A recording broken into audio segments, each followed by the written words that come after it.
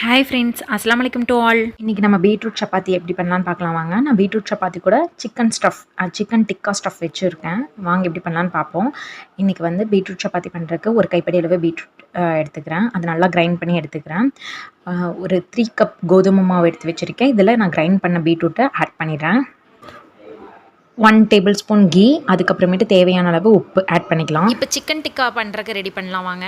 3 table spoon தயிர், 1 table spoon இஞ்சி பூண்டு பேஸ்ட்டு, 2 டேபிள் ஸ்பூன் காஷ்மீரி மிளகாய் தூள், 1 டேபிள் ஸ்பூன் கொத்தமல்லி தூள், பெப்பர் தூள் ஒரு 2 பிஞ்சு, சாட் மசாலா 1 டேபிள் ஸ்பூன், பட்டை கிராம்பு தூள் 1/4 டேபிள் ஸ்பூன்.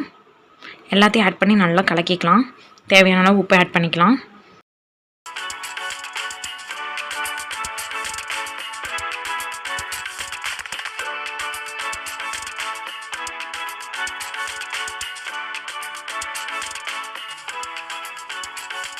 லாஸ்ட்டாக கஸ்தூரி மேத்தி ஆட் பண்ணிக்கலாம். ஒரு கைப்பிடி அளவு சிக்கன் நல்லா கட் பண்ணி குட்டி பீசஸாக கட் பண்ணி எடுத்து வச்சுருக்கேன். அதை ஆட் பண்ணிடலாம். அதை ஆட் பண்ணி கொஞ்சம் நேரம் மேரினேட் பண்ணி வச்சிடலாம். அதுக்கப்புறம் கேப்சிகம் கொஞ்சம் ஆட் பண்ணிக்கிறேன். எல்லாம் நல்லா மேரினேட் ஆகட்டும். ஒரு 20 மினிட்ஸ் ஆகட்டும். சிக்கன் டிக்கா பண்ணுறதுக்கு பேனில் எண்ணெய் ஊற்றிடுறேன். எண்ணெய் ஊற்றினதுக்கப்புறம் நம்ம மேரினேட் பண்ணி வச்சுருந்த சிக்கனை இப்போ ஆட் பண்ணிடலாம்.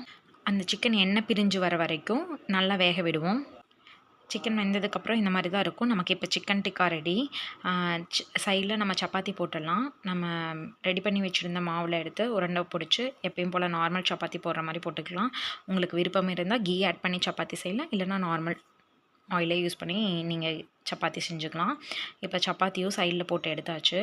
இப்போ நம்ம சப்பாத்திக்கு மேலே மயனீஸ் ஆட் பண்ணிக்கலாம். மயனீஸ் நல்லா தடவி விட்டுட்டு ரெடி பண்ணி வச்சுருந்த சிக்கன் டிக்கா ஆட் பண்ணிவிட்டு நம்ம ரோல் பண்ணிடலாம். இது குழந்தைகளுக்கு ஸ்கூல் போகும்போது இல்லைனா நம்ம அவங்களுக்கு எப்பாவது ஒரு நாள் பீட்ரூட் சாப்பிடாமல் இருக்காங்க அப்படிங்கிற பட்சத்தில் இந்த மாதிரி நம்ம ட்ரை பண்ணி கொடுத்தா நல்லா சாப்பிடுவாங்க. ட்ரை பண்ணி பார்த்துட்டு எப்படி இருந்துச்சுன்னு மறக்காமல் சொல்லுங்கள் கமெண்டில்.